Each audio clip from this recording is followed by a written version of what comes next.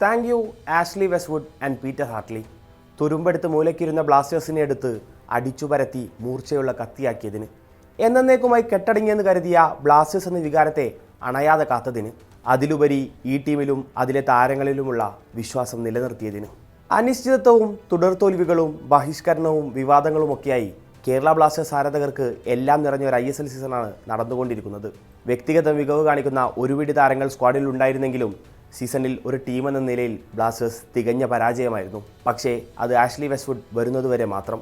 പിന്നെ സീൻ മാറി, കളി മാറി, ടീം ആകെ മാറി. ആരാധകർ കാണാൻ കൊതിക്കുന്ന ജയിച്ചേ തീരുമെന്ന മെൻറ്റാലിറ്റിയുള്ള, ഒന്നടിച്ചാൽ രണ്ടെണ്ണം തിരിച്ചടിക്കുമെന്ന വാശിയുള്ള ഒരു പുതിയ ബ്ലാസ്റ്റേഴ്സിനെയാണ് പിന്നീട് നമ്മൾ മൈതാനത്ത് കണ്ടത്. ശ്രീകണ്ഠീരവ ബംഗളൂരുവിൻ്റെ കോട്ടക്കൊത്തളമായിരുന്നു. ഗാലറിയിൽ ഒരറ്റത്ത് കൂവിയാർക്കുന്ന വെസ്റ്റ് ബ്ലോക്ക് ബ്ലൂസിന് മുന്നിൽ പന്ത് തൊട്ടിയ നാളിലൊക്കെ ബ്ലാസ്റ്റേഴ്സിന് കാലിടേറിയിട്ടേ ഉള്ളൂ. അവിടെ ഒരു ജയമെന്നത് ഒരു വലിയ സ്വപ്നമായിരുന്നു, വലിയ കാത്തിരിപ്പായിരുന്നു. പക്ഷേ തൻ്റെ പഴയ മണ്ണിലേക്ക് മടങ്ങിയെത്തിയ വെസ്റ്റ്വുഡിന് അത് പൂപ്പറിക്കുന്ന ലാഘവമുള്ളൊരു കാര്യമായിരുന്നു. ആദ്യ പകുതിയിൽ ഒരു സെൽഫ് ഗോളിൽ പിന്നിലായിട്ടും തളർന്നിരിക്കാതെ ബ്ലാസ്റ്റേഴ്സ് അന്ന് ഉണർന്ന് കളിച്ചു. എവേ സ്റ്റാൻഡിൽ പ്രതീക്ഷയുടെ നേരിയ വര പോലെ അങ്ങിങ്ങായി തെളിഞ്ഞ മഞ്ഞ ജേഴ്സികളിൽ നിന്ന് ഊർജ്ജം ഉൾക്കൊണ്ടവർ രണ്ടാം പകുതിയിൽ ഒരു കംബാക്ക് നടത്തി. സസ്പെൻഷൻ മാറി വന്ന ബർത്തോമിയും അരങ്ങേറ്റക്കാരൻ ഫ്രാഞ്ചും അതിന് ചുക്കാൻ പിടിച്ചു. ബ്രയാൻ സാഞ്ചസിൻ്റെ റെഡ് കാർഡിനെ ചൊല്ലി ചില വിവാദങ്ങൾ ഉയർന്നെങ്കിലും ഓൺ ടാർഗറ്റ് ഷോട്ട് മുതൽ ബോൾ പൊസിഷൻ ഉൾപ്പെടെയുള്ള സകല കണക്കിലും മേധാവിത്വം നേടിയാണ് ബ്ലാസ്റ്റേഴ്സ് ബംഗളൂരുവിൽ നിന്ന് 3 പോയിന്റുമായി മടങ്ങിയത്. അടുത്ത കളിക്ക് കൊമ്പന്മാർ സ്വന്തം മണ്ണിൽ പറന്നിറങ്ങി. വടക്ക് കിഴക്കൻ വമ്പന്മാരായ നോർത്ത് ഈസ്റ്റ് യുണൈറ്റഡ് ആയിരുന്നു എതിരാളികൾ. കഴിഞ്ഞ കളിയിലെ സെൽഫ് ഗോളിന് ഫാലോ പ്രായശ്ചിത്തം ചെയ്തപ്പോൾ ആദ്യ പകുതിയിൽ ബ്ലാസ്റ്റേഴ്സിന് ലഭിച്ചത് നിർണായക ലീഡ്. പക്ഷേ കളിയുടെ അവസാന മിനിറ്റിൽ നോർത്ത് ഈസ്റ്റ് തങ്ങളുടെ ആക്രമണത്തിന് മൂർച്ച കൂട്ടിയപ്പോൾ 88-ാം മിനിറ്റിൽ ബ്ലാസ്റ്റേഴ്സ് ഗോൾ വല കൊലിങ്ങി. എങ്കിലും തുടർച്ചയായ രണ്ടാം മത്സരത്തിലും അപരാജിതരായ സന്തോഷത്തിൽ വെസ്റ്റ്വുഡും കുട്ടികളും അടുത്തംഗത്തിനായി കാത്തിരുന്നു. കലൂരിൽ പിന്നെ വിരുന്നിനെത്തിയത് ജംഷഡ്പൂരായിരുന്നു. ഉരുക്കുബലമുള്ള ശക്തമായ പ്രതിരോധ നിരയുള്ള ഓവൻ കോയലിൻ്റെ സംഘം. പക്ഷേ നിഹാൽ സുധീഷിൻ്റെയും വിപിൻ മോഹനൻ്റെയും തലയിൽ നിന്നും ഊർന്നിറങ്ങിയ ഹെഡറുകൾ ആ കോട്ട പൊളിച്ചു. ഫാലോയും ബികാഷും സെഹീഫും അർഷയ്ക്കും ചേർന്ന് മറുപുറത്തൊരുക്കിയ പ്രതിരോധം മറികടക്കാൻ ജംഷഡ്പൂരിന് ആവാതെ വന്നു. അതോടെ കൊച്ചിയിൽ ഒരു ക്ലീൻ ഷീറ്റ് ജയവുമായി ബ്ലാസ്റ്റേഴ്സ് തങ്ങളുടെ അപരാജിത കുതിപ്പ് 3 ഉയർത്തി. ഈ മത്സരവും ജയവും പക്ഷേ മറ്റൊരു ചർച്ചയ്ക്ക് കൂടി തുടക്കമിട്ടു. ആരാധകരുടെ ബഹിഷ്കരണം ഒരു ശരിയായ രീതിയാണെന്ന തരത്തിൽ.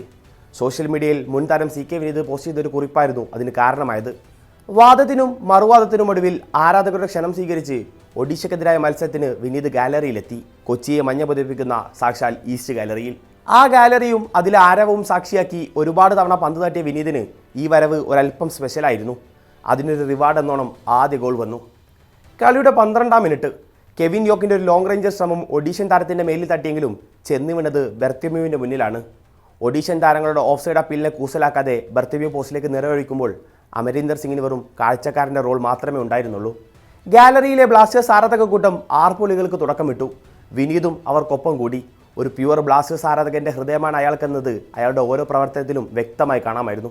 ബ്ലാസ്റ്റേഴ്സിൻ്റെ ഈ ടീമിനെ നന്നായി അറിയുന്ന TG പുരുഷോത്തമനാണ് ഒഡീഷയുടെ തലപ്പത്തുള്ളത്. അതുകൊണ്ട് തന്നെ ഏത് സമയത്തും ഒരു മറുപടി ഗോൾ വന്നേക്കാമെന്ന ഒരു അന്തരീക്ഷമുണ്ടായിരുന്നു. തുടർച്ചയായ അറ്റാക്കുകൾക്കൊടുവിൽ റഹീം അലിയിലൂടെ അവർ ഒപ്പമെത്തി. ഹിതേഷ് ശർമ്മ നീട്ടി നൽകിയ പന്തിനെ റഹീം വലയിലേക്ക് തൊടുക്കുമ്പോൾ അർഷയ്ക്കിന് ഒന്നും ചെയ്യാൻ നിർവാഹമുണ്ടായിരുന്നില്ല. സമനിലയായതോടെ കളി കൂടുതൽ ഇൻറ്റൻസായി. ഫ്രാഞ്ചും കൂട്ടരും ഒരറ്റത്ത് മുന്നേറ്റങ്ങൾ നടത്തുമ്പോൾ മലയാളി താരം VP സുഹൈറായിരുന്നു ഒഡീഷൻ മുന്നേറ്റത്തിൻ്റെ ചുക്കാൻ പിടിച്ചത്. നേരിയ വ്യത്യാസത്തിൽ ഇരു ടീമിൻ്റെയും ഷോട്ടുകൾ പലതും പുറത്തേക്ക് തെന്നി നീങ്ങി. മറ്റു ചിലതാകട്ടെ ഗോൾ കീപ്പർമാരും ഡിഫൻഡർമാരും ചേർന്ന് തട്ടിയകറ്റി. സമനിലയിൽ അവസാനിക്കുമെന്ന് ഉറപ്പിച്ച മത്സരത്തിൽ പക്ഷേ ട്വിസ്റ്റ് കാത്തിരുന്നത് അവസാന മിനിറ്റുകളിലാണ്. രണ്ടാം പകുതിക്ക് അനുവദിച്ച 5 മിനിറ്റ് ആഡ് ഓൺ സമയത്ത് കിട്ടിയ ഒരു കോർണർ കിക്കെടുക്കാൻ വന്നത് സീസണിലെ ബ്ലാസ്റ്റേഴ്സിൻ്റെ അസിസ്റ്റ് കിങ് എബിൻ ദാസ്.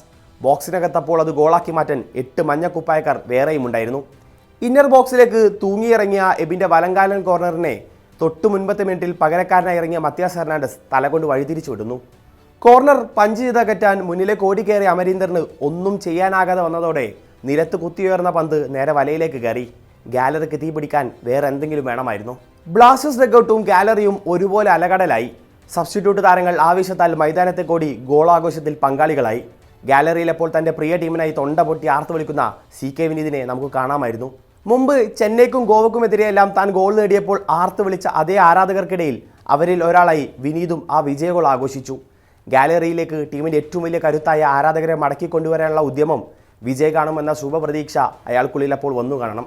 സീസണിലെ ആദ്യ 7 കളിയിൽ നിന്നും വെറും 1 പോയിന്റ് മാത്രമായിരുന്നു ബ്ലാസ്റ്റേഴ്സിൻ്റെ ആകെ സമ്പാദ്യം. എന്നാൽ പിന്നീടുള്ള 4 കളിയിൽ 3 ജയവും 1 സമനിലയും അടക്കം 10 പോയിന്റ് നേടി. 7 ഗോളടിച്ചപ്പോൾ വഴങ്ങിയത് 3 മാത്രം. ടീമിൻ്റെ എല്ലാ ഡിപ്പാർട്ട്മെൻറ്റും 10 മടങ്ങ് കരുത്താർജിച്ചു എന്നതിൻ്റെ തെളിവാണത്. 2 കളി മാത്രം ബാക്കിയുള്ള സീസണിൽ കിരീടമൊന്നും കൊമ്പന്മാർക്ക് സ്വപ്നം കാണാനാവില്ല. കാരണം ഇനിയുള്ള 2 ഹോം മത്സരവും ജയിച്ചാലും പരമാവധി നേടാനാവുക 17 പോയിൻ്റാണ്. പട്ടികയിൽ ആദ്യ 2 സ്ഥാനക്കാർക്ക് ഇപ്പോഴേ അതിനേക്കാൾ പോയിന്റ് ഉണ്ട് താനും. ഈ വർഷം ടീം റെലഗേറ്റഡ് ആവില്ലെന്ന തൻ്റെ വാക്ക് കാത്തു സൂക്ഷിക്കാൻ വെസ്റ്റ്വുഡിന് സാധിച്ചിട്ടുണ്ട്. ഇനിയുള്ള 2 കളികൾ കൂടി ജയിച്ച് ആരാധകർക്ക് ടീമിലെ വിശ്വാസം തിരിച്ചു നൽകുക എന്നതാണ് അയാൾക്ക് മുന്നിലുള്ള അടുത്ത ലക്ഷ്യം. മുഹമ്മദൻസ്, FC ഗോവ എന്നിവരാണ് ഇനിയുള്ള 2 കളികളിൽ ബ്ലാസ്റ്റേഴ്സിൻ്റെ എതിരാളികൾ. പക്ഷേ സീസൺ അവസാനിച്ചാലും ബ്ലാസ്റ്റേഴ്സ് മാനേജ്മെൻറ്റിന് ചിലത് ചെയ്യാൻ ബാക്കിയുണ്ട്. അതിലാദ്യം ചെയ്യേണ്ടത് ഈ കോച്ചിങ് സ്റ്റാഫിനെ നിലനിർത്തുക എന്നതാണ്. പരിമിതമായ സമയം കൊണ്ട് ഈ സ്ക്വാഡിനെ അവർ ഇത്തരത്തിൽ മാറ്റിയെടുത്തു എന്നത് തന്നെയാണ് അതിന് യോഗ്യതയായി കണക്കാക്കേണ്ടത്.